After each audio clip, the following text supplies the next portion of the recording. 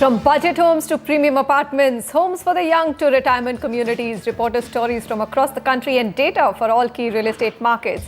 A packed 1-hour daily guide to making smart moves in property. That's what we're all about.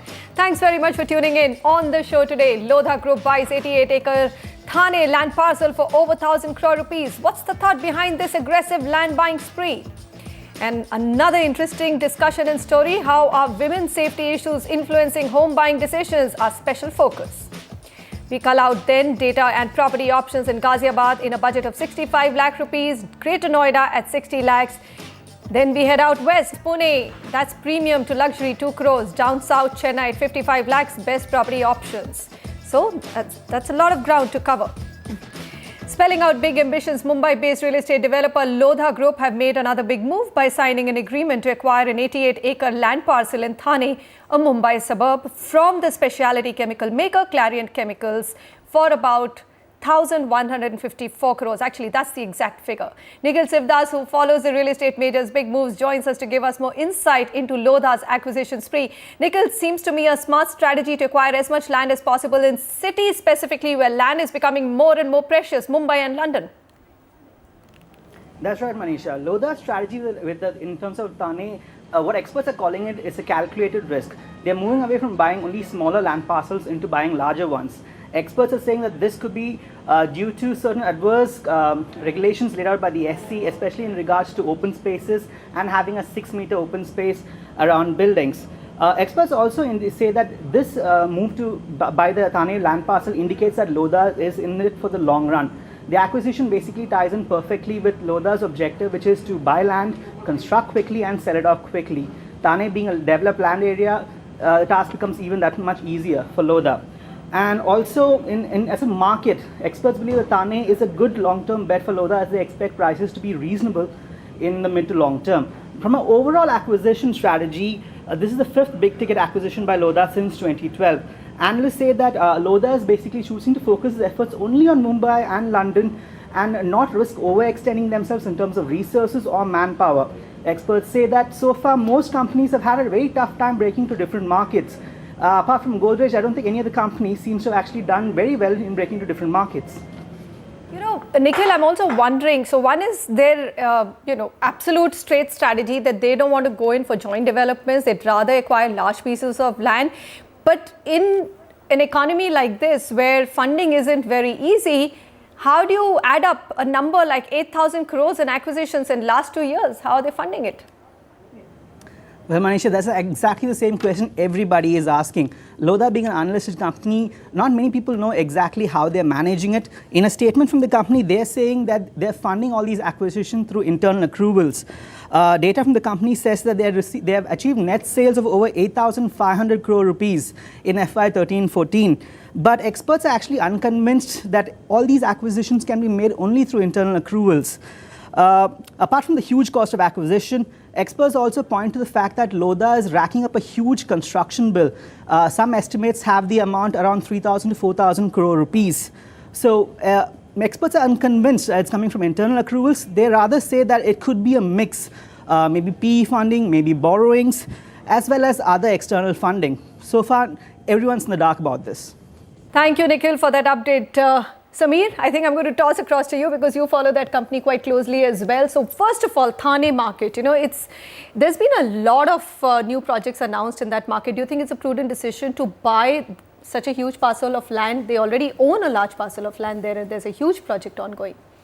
I think it's a very good decision to begin with. As you rightly said, that cost of replacement of land in Mumbai and London is astronomical. The second point that I wanted to make is that if you look at the cost of acquisition for Thane is roughly about 13 crores an acre, right? People are launching projects over there anywhere between 8,000 to 10,000 rupees a square foot. So I think that economics is extremely viable. Thirdly, I think Lodha has done a fantastic job on acquiring big land parcels and turning them around and deriving huge premium out of sales in second and third and fourth phases. Classic example of this is Dombivli. 3 years back, the pricing would have not been even 2,500 rupees a square foot, and today they're selling at 6,000 In fact, rupees a square they're foot. resetting the pricing in most markets. Clearly, that the they've strategy entered. is working. Lastly, look You at think the. it'll continue to work because if the economy doesn't revive, isn't it a slightly risky strategy to Not take? at all. Commit such large amount of capital? I think they are being extremely smart about the markets that they're choosing, and I think they're getting Oh, it's the Mumbai cash. and London. Yeah. So if you look at it from that point of view, they are. I don't know where they're getting the cash from. So whether it's internal accruals or there's private equity money coming in, which is undisclosed from somewhere, but the land parcels that they're acquiring, sales are bound to happen. Classic example of that, Thane. Kalpatru launched a project Okay, at so you don't 1,000 think rupees a they're square going to foot get lesser. into, point taken, you don't think they're going to get into a situation such as a lot of North Indian developers have got into huge exposure to land and then later on wondering where's the cash going to come from to develop it? See, the other developers, the issue is huge exposure to land is there where there is abundant supply. There is no price for that land. There are no takers. Absolutely. Right? Okay, point taken. If Mr. Lodha now wants to carve out this land of 88 acres and he suddenly needs some cash flow, he'll just carve out 10 acres and he'll have 10 buyers overnight. All right. Well, so it seems like a smart strategy, and then they say that there are two markets internationally which are hot, and everybody who's a high net worth investor is looking at these markets. One is central London, and of course, then there is Manhattan in New York. So I'm just wondering when Lodha is going to get to New York. No, it's like the WhatsApp buyout for Facebook. You're buying the right products and your valuation starts to go up. My God. So many this more guy times. really likes the Lodha group. Anyway, for the right reasons, good analysis there. We'll keep a close eye on all that's happening with that group company. And let's take some Q&As for Thane, Navi Mumbai and Pune markets. We've got Mukesh Jain on the phone line with us. Mukesh, hi, go ahead. Yeah, actually I'm looking for 1 BHK flat around 600 square feet with a master bedroom in Virar or Vasai. So kindly suggest me some good project to invest in. All right, what do you think? So the budget is 25 odd lakhs only. So what we would recommend is to stretch his budget by another 5 odd lakhs for Virar West, because the average price over there is between 4,700 and 5,000 rupees a square foot. The micro market of Virar is witnessing rapid real estate development, and some major reputed developers now are executing large scale residential projects in the vicinity. So we would stick with Virar West. We'll come to the key data points now. 58 projects, 10,800 units, 28 months is the inventory overhang. The affordable to mid market now trades at 4,700 rupees a square foot. 39% has been the price appreciation over the last 2.5 years, or about 16% on a compounded annualized basis. The projects that you should look out for are Acropolis by Arcade Developers, Virar West, 4,790 rupees a square foot. 2016 is the completion year, available with the developer. Then we have Ekta Parksville by Ekta World, Virar West, 4,890 rupees a square foot is the price. This project is getting ready in 2016, available with the developer. And lastly, we have Cosmos Legend by Cosmos Group, Virar West, 4,850 rupees a square foot. 2015 is the completion year, and this project is also available with the developer. Market has slowed down a lot, Sameer, isn't it? I mean, inventory overhang figures are looking above the red line. Yes, but that's 28 months. That's the case with Very most of the slow. micro Mumbai markets. market. But I'm seeing a worrisome trend. So what was 24 has become 28. What was 20 has gone up to 24. So Mumbai is just slowing down more and more.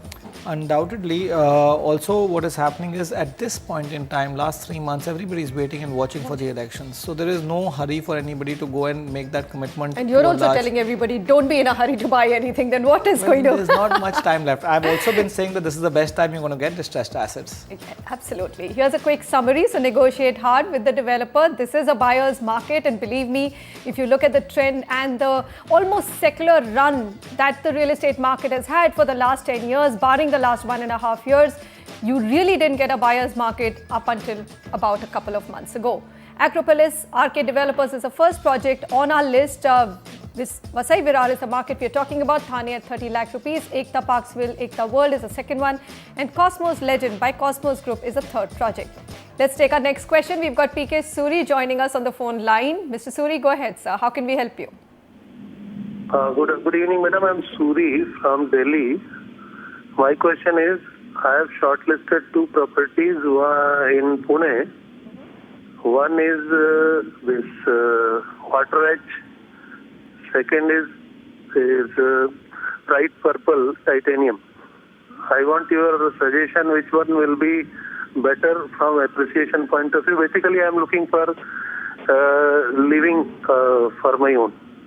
All right, so it's for your self-use Wakad, good micro market to be in. What are the rates going around and other information, Samir? Yeah, so I think first of all, you picked up both very good projects from a livability point of view as well as from an end-use perspective. I'll come to the key data points, and we've got one more recommendation for you, and then you can make a pick. Wakad has 9 projects. Pimple Nilak is another micro market that we're recommending, has got 3 projects. The total number of units in Wakad are 700 units. This is the luxury segment that we're only referring to, and Pimple Nilak is 500 units. The inventory overhang in Wakad is 12 months and Pimple Nilak is 4 months. The luxury segment's weighted average price on Wakad is 6,500 rupees a square foot and Pimple Nilak is 6,300 rupees a square foot. Wakad is 36% on the price appreciation charts over the last 2.5 years, or 14% on an annualized basis, and Pimple Nilak is 34% or 14% on an annualized basis. The projects that you shortlisted, Park Titanium by Pride Purple Group, is a very good project. This project got ready in 2013, so you can move in right away. 7,000 rupees a square foot is the price, available from the resale market.